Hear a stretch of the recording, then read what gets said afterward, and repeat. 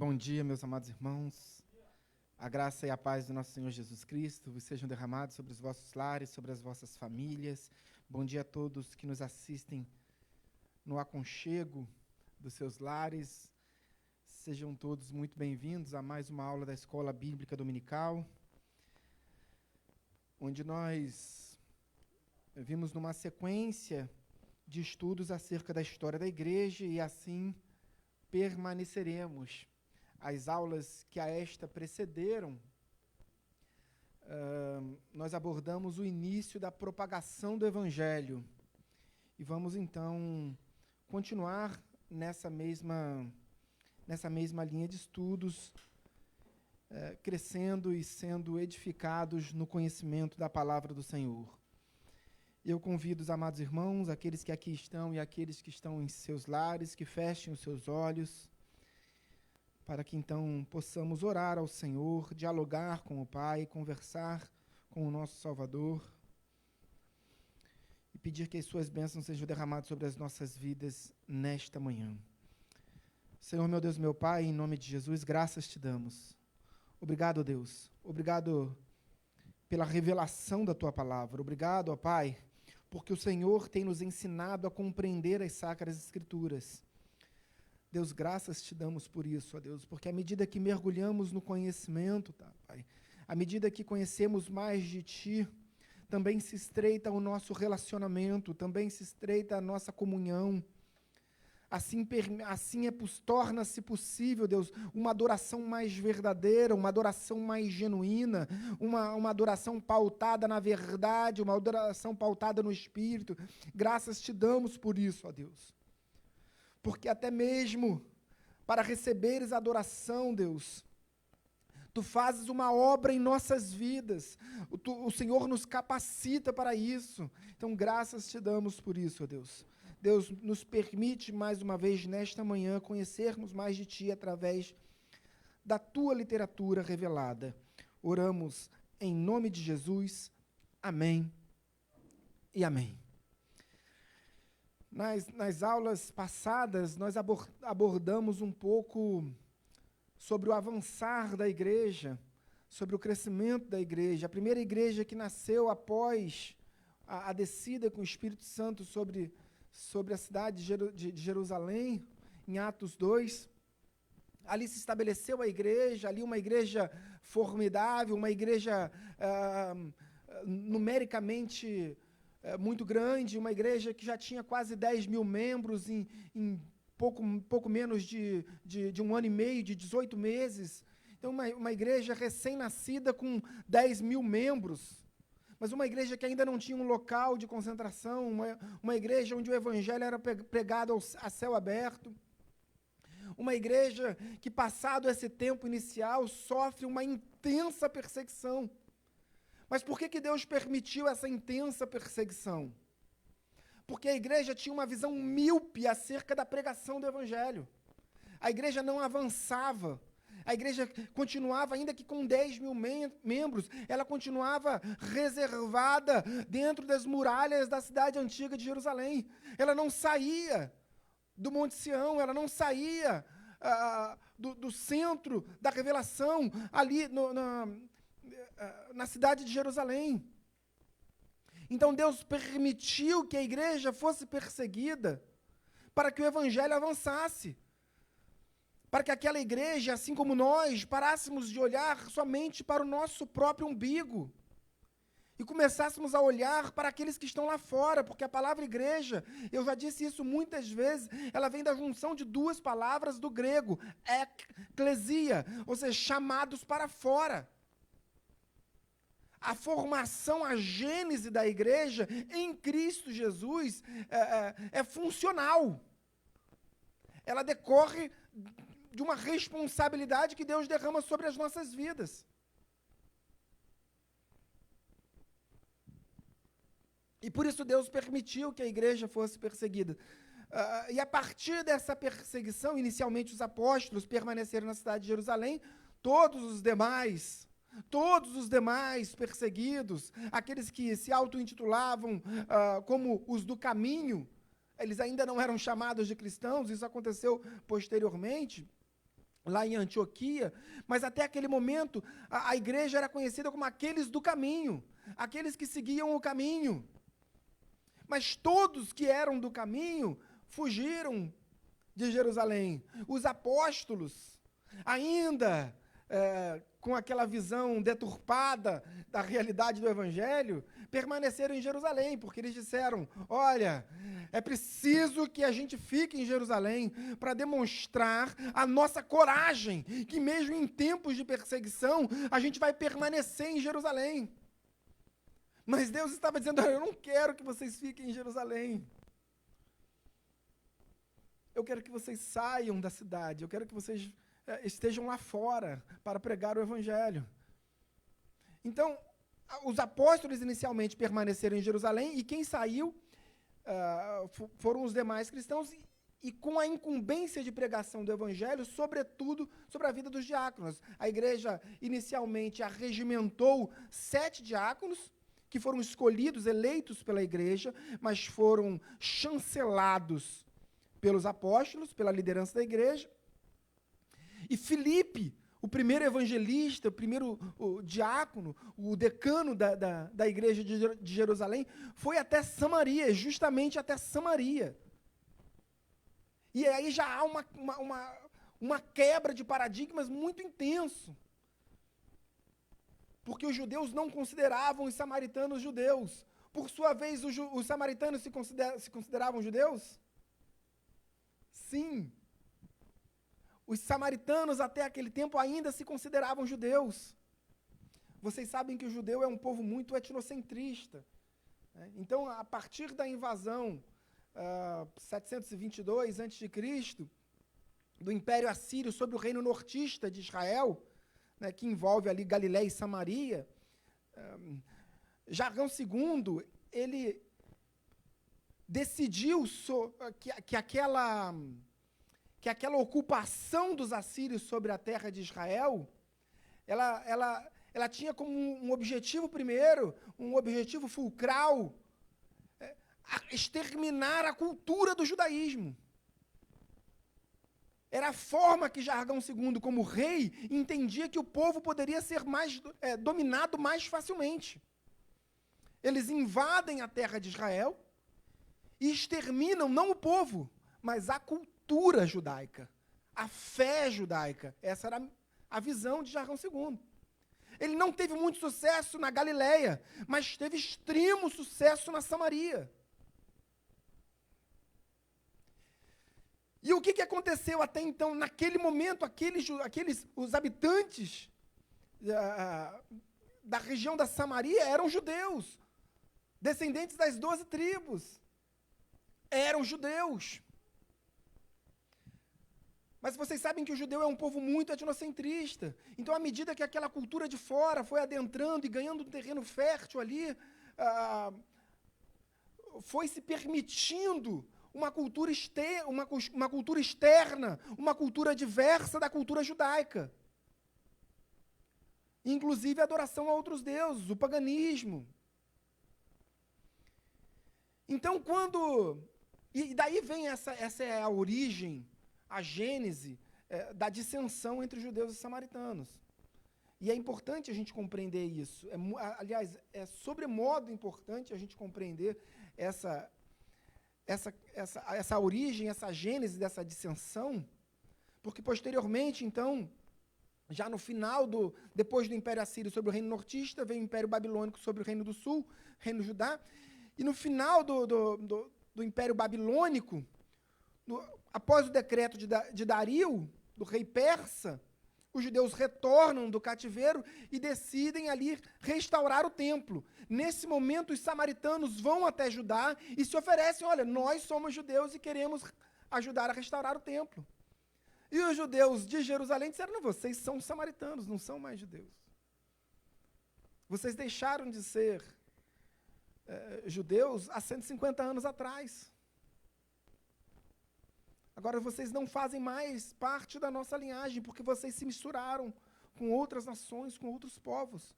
E aí essa negativa do auxílio, do apoio dos samaritanos em Jerusalém, gerou toda essa dissensão, essa altercação, essa cisânia entre judeus e samaritanos.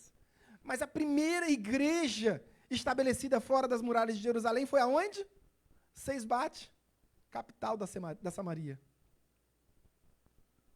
Então Filipe foi até Seisbate, pregou o evangelho, e diz a palavra que muitas pessoas estavam se convertendo, e muitos milagres aconteciam, e muitos feitos, e de repente, ali na cidade de Seisbate, diante de tantos feitos, essa notícia chega a Jerusalém.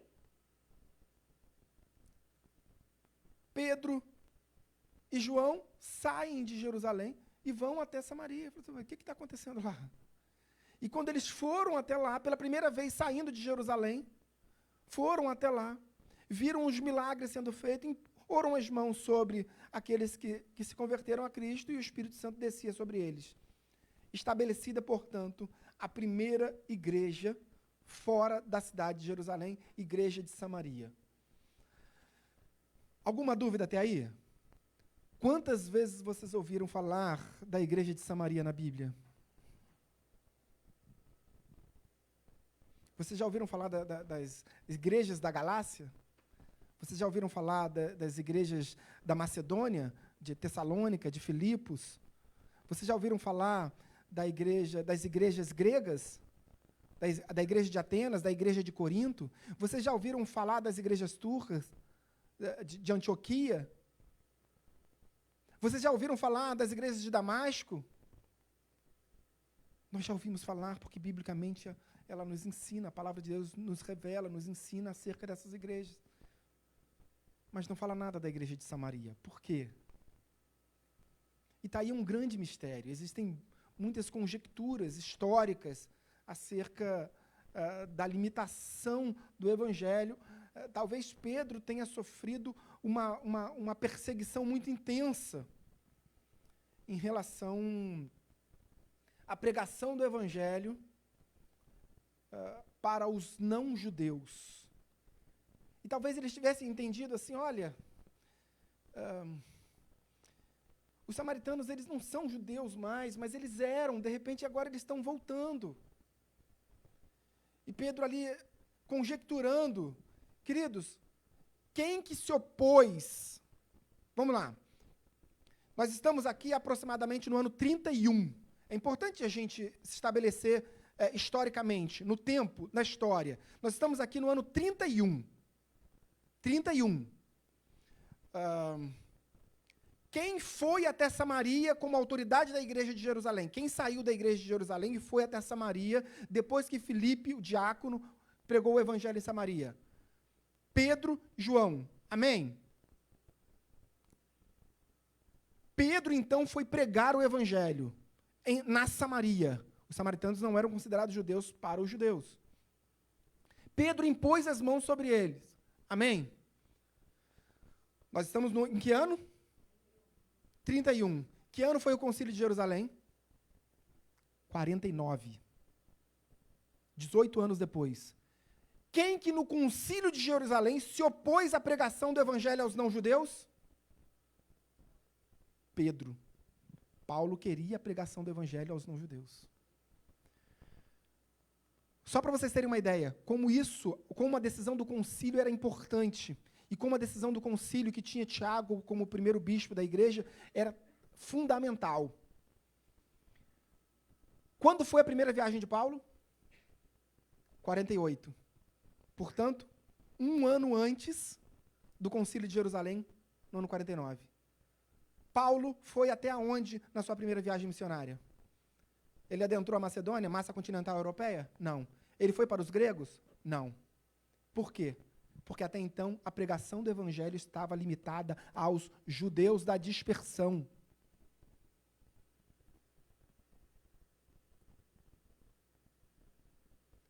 A primeira viagem missionária de Paulo foi diminuta em termos geográficos, porque a pregação do evangelho estava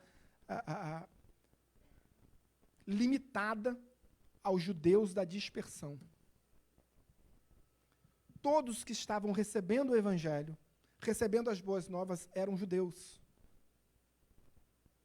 E todos os judeus que recebiam a mensagem se convertiam. Judeus. Só judeus.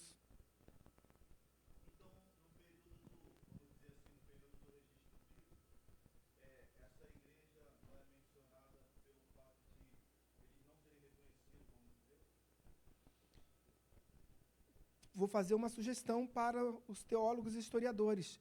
Eu não sei, Rodrigo.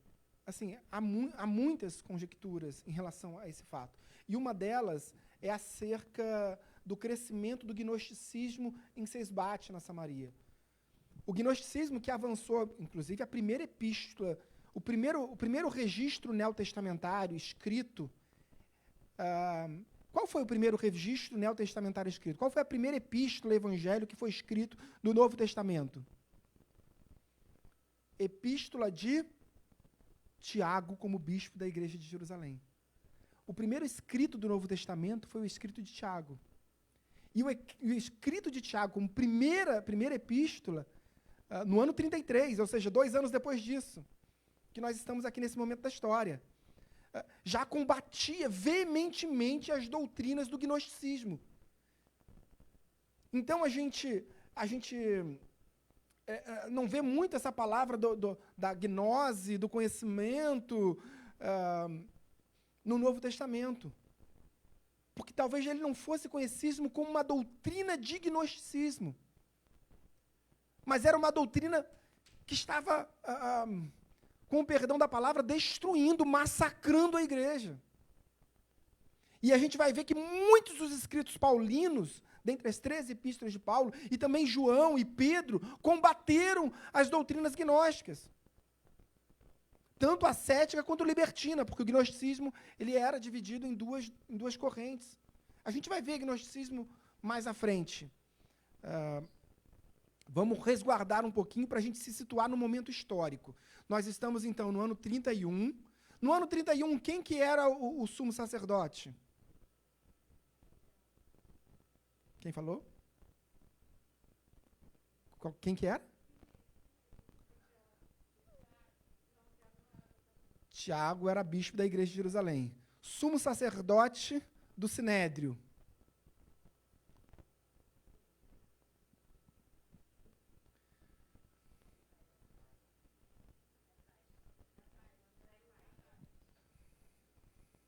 Caifás era genro de quem? Anás. Ambos sumos sacerdotes. A gente vai ver em algum momento da história que ele vai citar os principais da sinagoga. Os principais. Quantos são os principais da sinagoga? Um só. Mas por que ele fala os principais? Porque o cargo de sumo sacerdote era um cargo vitalício. Então, ainda que ele não exercesse ali, ele tinha uma autoridade política. Quando Jesus foi preso no Getsemane, ele foi levado para a casa de quem? Caifás e depois? Anás. E depois, só depois do pretório, quando já estava raiando o dia. Por quê? Porque Anás tinha uma autoridade política, ainda que não exercesse o cargo. Ele tinha uma influência, era o sumo sacerdote anterior a Caifás. Então, nós estamos no ano 31, o sumo sacerdote ainda era Caifás, ou seja, do mesmo tempo, o mesmo sumo sacerdote que presidiu o julgamento tanto de Jesus quanto o julgamento de Estevão, que se iniciara no Sinédrio. Caifás. Quem era o governador da Judéia? Pôncio Pilatos. Importante se situar. Quem era o governador da Judéia no ano 31? Pôncio Pilatos. Pôncio Pilatos vai morrer logo em seguida. A gente vai ver como foi a morte, o suicídio de Pôncio Pilatos. A gente vai ver isso. Mas vamos se situar no ano 31. Quem era o governador da tetrarquia, o tetrarca de Cesareia? Herodes. Qual Herodes? Antipas. Quem era o imperador? Ano 31.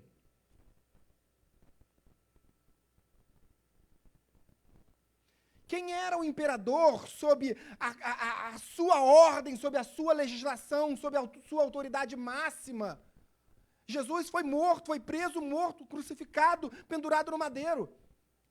Tinha sobre aquele julgamento uma autoridade maior, que era a autoridade do império, a autoridade do imperador romano.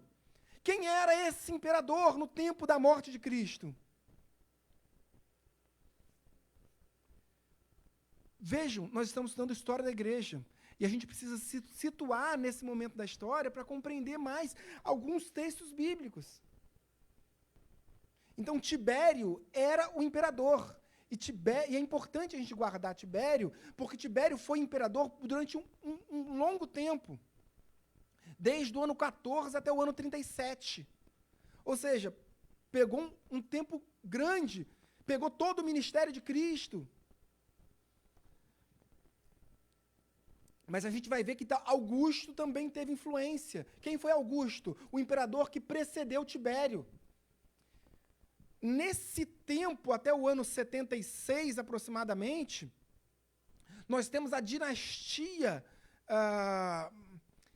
que é chamado dinastia dos Júlios,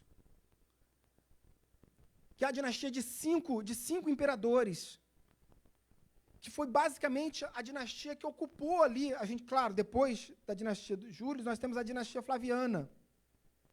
A dinastia Flaviana também estava ainda dentro do período apostólico, que se considera até a morte de João, o último dos apóstolos.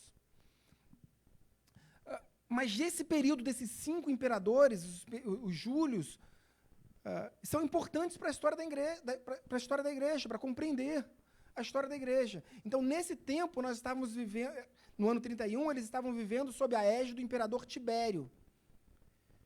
Tibério Augusto Nero César. Era o nome dele. Ele falou, mas tem César, tem o Augusto. O nome de Tibério era Tibério Augusto Nero César. Ele era o segundo imperador dessa dinastia de 5 imperadores. Primeiro foi Augusto, depois foi Tibério, depois foi Calígula, depois foi Cláudio e depois foi Nero. Então, a gente vai abordar isso à medida que a gente vai estudar, avançando na história. Mas, nesse ano 31, o imperador era Tibério. É importante a gente guardar. Vamos avançar um pouco, que a gente nem começou a aula, né? Pode colocar para mim o primeiro slide, para a gente não se perder, para a gente começar a aula. A gente só tem 15 minutos de aula, porque vocês ficam perdendo tempo com outras coisas.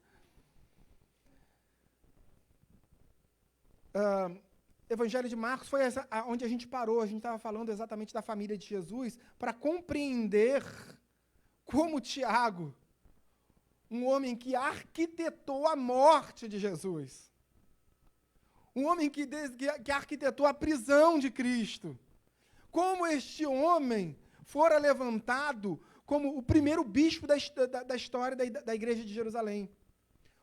Quem tem o livro do Eusébio de Cesareia? Hoje, a História Eclesiástica já foi publicada aqui no Brasil, inúmeras editoras. Mas a CPAD tem aquele com a capa azul. E ali, nesse livro, Eusébio relata os 15 primeiros bispos da igreja de Jerusalém, começando com Tiago. Diz assim o texto, Marcos, capítulo 3, versos 20 e 21. Então ele foi para casa. Jesus foi para a sua casa. Jesus nasceu aonde? Belém, Betlehem, casa do pão. Na Judéia. Mas a família de Jesus morava onde? Nazaré, Galileia. Jesus, quando saiu de Belém, ele passou aquele tempo em função da perseguição de Herodes o Grande no Egito. Quando souberam da morte de Herodes, eles não voltaram para Belém, eles voltaram para Nazaré, que era a cidade deles. Em algum momento da história, a Bíblia não relata quando, e nem os livros de história relatam quando Jesus se mudara. Muitos teólogos falam que Jesus se mudou para Cafarnaum quando iniciou o seu ministério. A Bíblia não diz isso. A Bíblia diz que quando Jesus iniciou o seu ministério, ele morava em Cafarnaum. Quando ele se mudou para Cafarnaum? Não sei. É provável que tenha se mudado por volta de 29 anos? Talvez. mas não é algo que a gente possa afirmar com fidedignidade. De fato, aqui em Marcos 3, Jesus morava em Cafarnaum. Então, ele foi para Cafarnaum, ano 25, 26, tá? Ano 25, 26, ele foi para casa, ele foi para a sua casa. Muitos dizem que a casa a que ele se referia era a casa de Pedro, que nesse tempo do ministério, Jesus estava morando na casa de Pedro. A Bíblia também não diz isso. Muitos teólogos afirmam que Jesus morava na casa de Pedro. Qual é a base histórica? Pouca ou quase nenhuma. Nós estivemos na casa de Pedro ano passado, lá em Cafarnaum, e não há nenhuma menção à casa de Jesus em lugar nenhum ali daquela região do Genezaré, do lago, do Mar da Galileia. Então ele foi para casa. Não obstante, ou apesar disso, entretanto, a multidão afluiu de novo, de tal modo que nem podiam comer. E quando os parentes de Jesus ouviram isto, saíram para o prender. Quem eram os parentes de Jesus? Tiago, Judas, Maria, mãe de Jesus. Saíram para... Vejam, parentes, núcleo familiar. Amém? Para os judeus, parentes, núcleo familiar. Amém? Se fossem só os irmãos, a Bíblia estaria escrito, nós leríamos parentes ou leríamos irmãos? A Bíblia registra parentes, portanto, estavam ali, possivelmente Maria ou José. Jesus não podia nem comer, queridos. Jesus não podia nem comer. Eu podia fazer uma pregação sobre isso, mas eu não vou, não. Eu vou me conter nesse verso. E quando os parentes... Tem gente, querido... Tem gente que faz questão de destruir a própria vida. Tem gente que faz tanta besteira, que tira a paz da sua própria casa, ouvindo a sua própria alma, ouvindo o seu próprio juízo pessoal, e faz tanta coisa errada. E na hora que o calo aperta, ele liga para o pastor, no meio da hora da janta.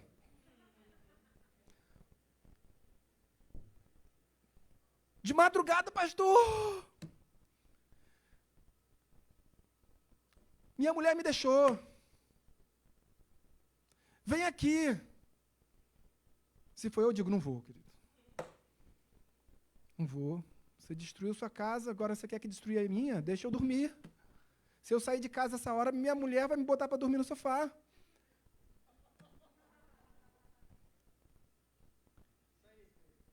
Queridos, e lá em casa, até quando tem briga, a briga é bíblica. Quando eu faço alguma coisa errada, minha esposa vira assim, Flávio, e a paz em Jerusalém? E a paz em Jerusalém? Aí minha pequenininha fala assim, mamãe, fala para ele e a paz no Brasil. Não é, Pri?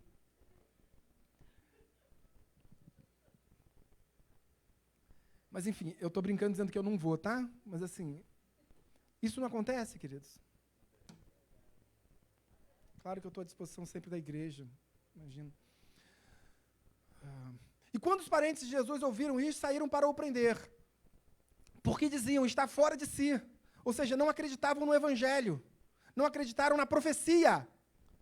Guarda isso no seu coração. Aqueles homens, aquelas mulheres, aquelas pessoas da família de Jesus não acreditaram na profecia. Existem 430 profecias do Antigo Testamento que versam sobre a pessoa de Cristo. Todas elas se cumpriram na pessoa de Cristo. Todas elas se cumpriram na pessoa de Cristo. Próximo slide. E a própria família de Jesus, claro, todos eles se converteram. Todos eles se converteram. Nisso chegaram sua mãe e seus irmãos, e tendo ficado ao lado de fora, mandaram chamá-lo. Muita gente estava sentada ao redor dele e lhe disseram, isso ainda na Galileia, não confunda aqui com o cenáculo em Jerusalém. Olha, a tua mãe, falaram para Jesus, olha, a tua mãe e teus irmãos e irmãs estão lá fora à tua procura. Então Jesus lhes respondeu dizendo, quem é minha mãe e meus irmãos. Jesus não queria ser ofensivo. Jesus estava dizendo, ele continua dizendo assim, olha, vocês são minha família, vocês são a minha mãe e vocês são os meus irmãos. Porque todo aquele que crê nas minhas palavras, todo aquele que obedece à palavra do Senhor, todo aquele que entende que eu sou o filho do Senhor, esses são a minha casa, esses são a minha família, esses são minha mãe, esses são os meus irmãos. Próximo slide. Então entendemos que Tiago era um dos perseguidores. Achavam que Jesus estava endemoniado. Em que pese todos os demais estavam vendo os milagres sendo feitos, a sua própria casa, o que também já era a profecia do Antigo Testamento. Passadas essas coisas, Jesus andava pela Galiléia porque não desejava percorrer a Judéia, visto que os judeus procuravam matá-lo, pois nem mesmo os seus irmãos criam nele. Próximo slide. E aí, de repente, anunciar isso a Tiago e aos irmãos. Por que Tiago? Por que o primeiro nome Tiago? Porque Tiago foi levantado bispo da igreja de Jerusalém. Quando Tiago se converteu? Em algum momento após a ressurreição. Há a possibilidade dele ter se convertido antes da ressurreição, mas após a crucificação, há a possibilidade. Eu entendo que seja mais remota. A possibilidade maior é de que a conversão de Tiago tenha acontecido após a ressurreição de Cristo. Próximo slide. Concílio de Jerusalém, Atos 15. Depois que eles terminaram, falou Tiago dizendo, irmãos, atentai, porque no Concílio de Jerusalém, primeiro Tiago ouve a igreja, como autoridade maior, ele ouve a igreja, ele considera a opinião dos servos do Senhor. Irmãos, atentai nas minhas palavras, pelo que julgo eu, a autoridade estava em quem? Tiago. Não devemos perturbar aqueles que dentre os gentios se convertem a Deus.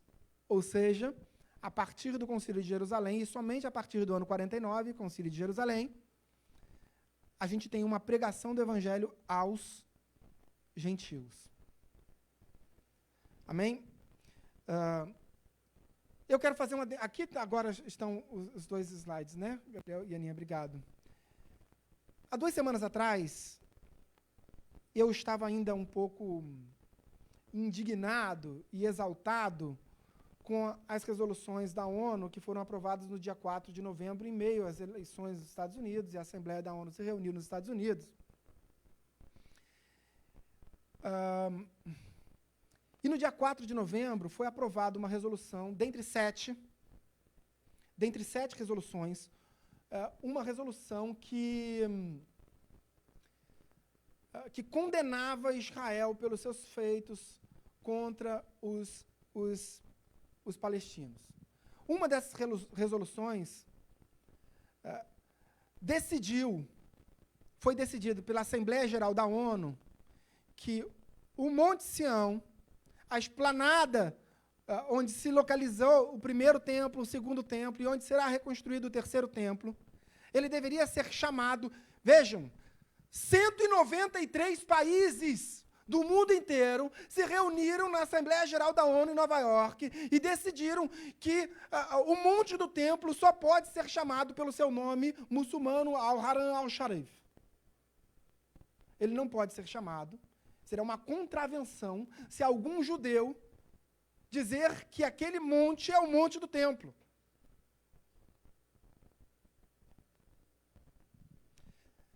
Os judeus foram...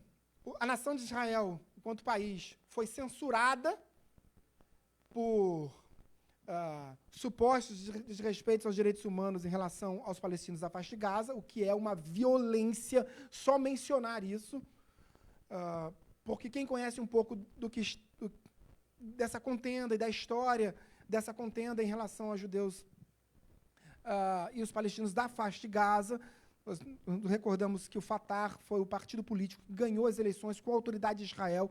Israel permitiu que o Fatah participasse das eleições na faixa de Gaza. Depois, o Hamas tomou do Fatah a faixa de Gaza num golpe de Estado. O Hamas, que já é uma das potências em relação às organizações terroristas, e que existe tão somente, inclusive foi como uma das maiores autoridades do Hamas, é a Autoridade Nacional Palestina, antiga Organização de Libertação da Palestina, OLP, hoje a ANP. O Hamas nasceu da OLP. O Brasil, por exemplo, se não se cuidar, financia o terrorismo, porque em 2018, salvo o melhor juízo de janeiro ou fevereiro de 2018, o Temer assinou lá o decreto liberando dinheiro para restauração da Igreja da Natividade em Belém. Maravilha, né? Incrível. Restaurar a igreja onde Jesus, que foi construída em cima do local do nascimento de Jesus. Maravilha. Eu fico honrado pelo meu país participar. Ocorre que esse dinheiro ele vai para quem? Para a Autoridade Nacional Palestina. E quem controla esse dinheiro? Ninguém. Quem é a Autoridade Nacional Palestina? A autoridade maior sobre o Hamas, que lança ataques terroristas contra Israel todos os dias. Todos os dias. Ah, eu não li isso no jornal. Você leu essa notícia no jornal? De que Israel foi censurado? Aprovado uma resolução com 193 países presentes na ONU. Você leu essa notícia no jornal? Não. Sabe o único jornal que eu assino? Jerusalem Post. Porque ali eu fico sabendo um pouco da realidade, do que está acontecendo, não só em Israel, no mundo. E às vezes a gente fica limitado. Por que essa resolução é uma catástrofe para Israel? A aprovação dessa resolução no dia 4 de novembro. Porque a partir da resolução aprovada na ONU, isso autoriza o Tribunal Penal Internacional, a Procuradora-Geral do Tribunal Penal Internacional, a Bessuda, a iniciar investigações, procedimentos de investigações sobre Israel. Então, a partir do momento que a ONU aprova essa resolução, a Fatou Bensouda, que foi a antiga ministra de Justiça de Gâmbia, de umas maiores... Está gravando, né?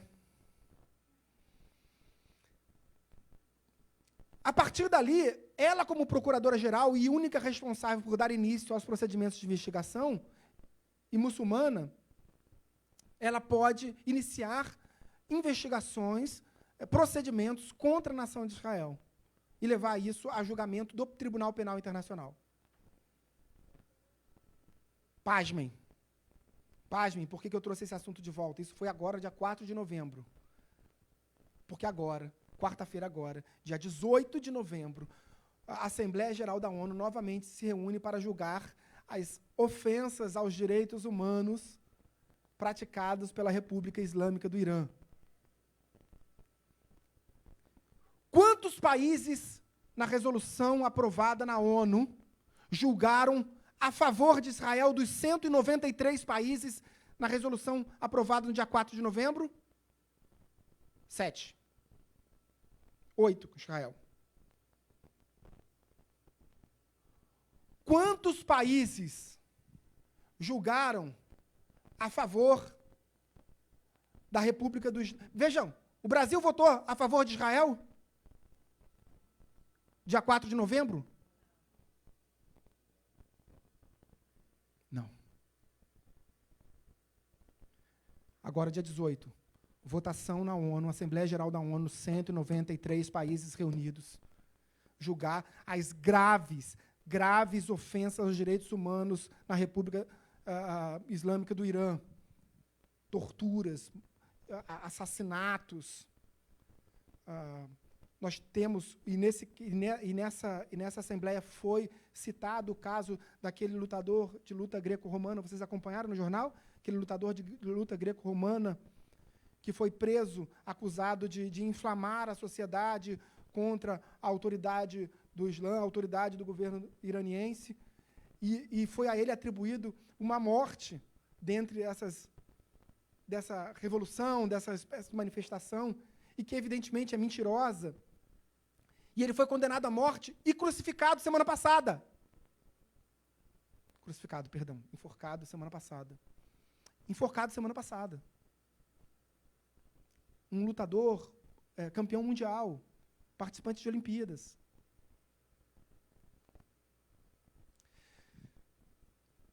Então, as questões de direitos humanos seríssimas foram levadas novamente à Assembleia Geral da ONU.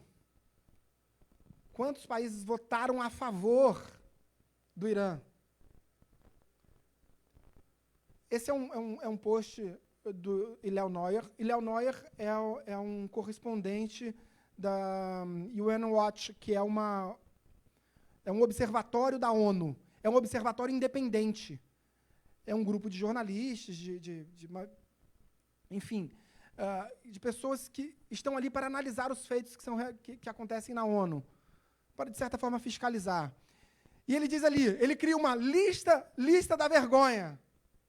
Ele diz, países que votaram não na Assembleia Geral da ONU para condenar o Irã nos seus malfeitos em relação a direitos humanos, tortura, assassinatos. Coreia do Norte, Filipinas, Venezuela, Zimbábue, Nicarágua, Líbano, Paquistão, Bielorrússia, Eritreia, Rússia, Omã, China, Cuba, Índia, Iraque. Todos esses votaram expressamente a favor do Irã. Bom, mas pelo menos eu não vejo... Você vê o Brasil ali? Essa é a lista da vergonha. Passa o próximo slide. Aqui mostra todo o quadro. Claro que você não vai conseguir ver, mas aqui mostra todo o quadro de quem votou a favor. Quantos votaram a favor da censura contra Israel na Assembleia Geral da ONU de 4 de novembro? Quantos votaram contra Israel? 168 países do mundo votaram contra Israel. Quantos votaram contra o Irã? 32. Aliás, 79. Perdão. A favor da resolução... Peraí. 79 votaram a favor, 32 se abstiveram. Olha o Brasil. Cadê o Brasil? Brasil, você não vai conseguir enxergar. Brasil, 64, abstenção. O Brasil não votou contra o Irã, queridos. O Brasil não votou contra o Irã, queridos. O Brasil se absteve. O Brasil se silenciou em relação às graves afrontas aos direitos humanos. A gente precisa encerrar, tem muita coisa, mas eu já passei demais da hora. Mas a gente precisa ficar atento. Essa notícia foi publicada no Jerusalem Post agora, essa semana. Você acompanhou isso nos jornais no Brasil?